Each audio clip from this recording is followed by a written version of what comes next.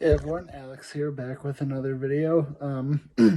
Today I have a very important video that a lot of people actually don't know about, but definitely should. So I just finished up year 4 of college, out of 5 years. So got one more year left before I walk. And I'm very excited about it, but it's also bittersweet. Because the statistics for graduation rates for students with autism are appalling. And we're going to get into that. It's very important information. So I hope you enjoy. And to be honest, I sort of lost track of my schedule. I'm sort of just going to be making a video whenever an idea comes up. I'm excited for it, and you should be too. But let's get into this very important info. Alright, so this article today is going to be from spectrumnews.org. This is a very good webpage that I use regularly for my informational videos. Very reliable content. You should definitely check that out. So this article was from 2017. That's the last time that they updated this number, or these numbers. So it has changed quite a bit probably since then. But that's what we have now. So the title is College Students with Autism Need Support to Succeed on Campus. For a time, Nikki Lower had all the help she needed. Although she often felt she didn't quite fit in during high school, she worked hard and excelled academically. After graduation, Lower did some volunteer work, but the stress of that work and some social difficulties led her to a therapist, who diagnosed her with depression and anxiety. The therapist also saw signs of ADHD. When Lower gained admission to BYU in Utah, the university made accommodations, such as reserved seating, audio techs, and an electronic notebook for taking notes. For a few semesters, Lower did well, but as her classes became more difficult, she struggled with time management, motivation, and severe anxiety, and her grades dropped. That's been the case for me as my classes have gotten more difficult. Although for some reason my grades haven't dropped. She also noticed that her roommates were much better at making friends than she was, and she felt left out. I've definitely been there. She wondered if there might be another explanation for her difficulties. After an evaluation, we diagnosed her with autism. Lower began attending group therapy sessions for students, and finally began to feel confident that she could succeed at the university. More than 44% of students with autism receive some type of post-secondary education in the U.S. People with autism make up 1 to 2% of students in universities, which is about the same as the general population. This number includes many cognitively able students, such as Lower, who find it difficult to adapt to university life because of social, emotional, and organizational challenges. I was totally there. As a result, the graduation of students with autism or another disability is 41%, compared to 59% among the general population. That's really low.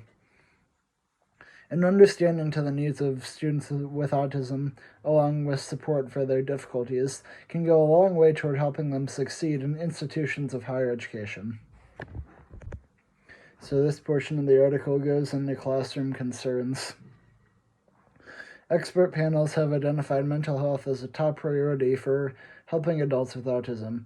In an ongoing survey by researchers at Durham in the UK, university students with autism report that mental health concerns and social isolation are the biggest challenges they face, which makes sense.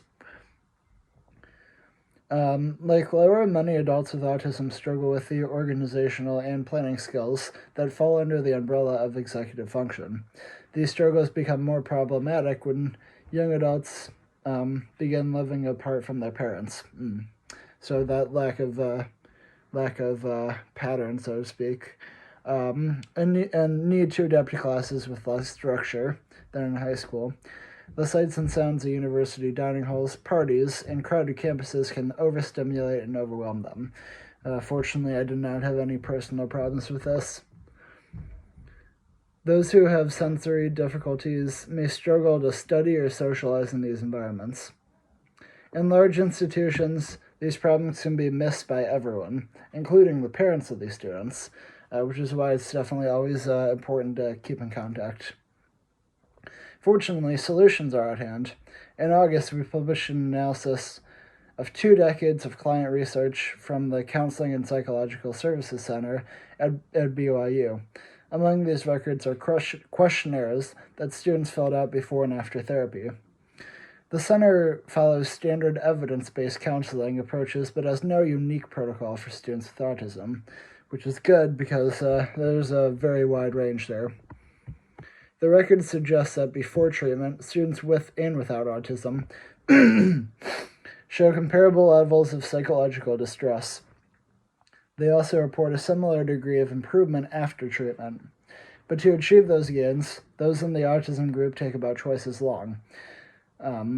So students with autism can benefit from standard counseling, but may require more of it. That's where the financial issues come into play.